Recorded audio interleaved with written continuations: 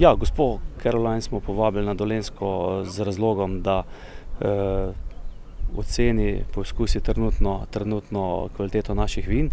V 2 dneh nas je predstavilo 7 vinogradnikov z 38 vini, tako da dobila je eno lepo sliko, kaj v naši regiji pridelujemo.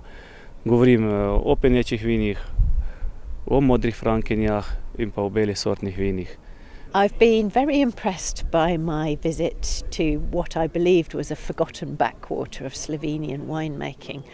I wasn't expecting to see what I found, which was a very dynamic atmosphere of winemakers who want to improve what they're doing and are thinking and trying and experimenting and learning about what their vineyards can give.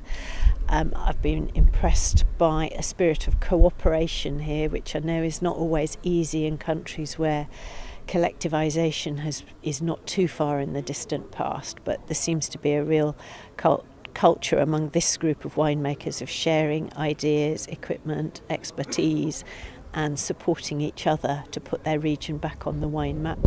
I've been impressed by some extremely exciting food here, and food and wine go intimately together. You've got to have good food culture to support a good premium wine culture.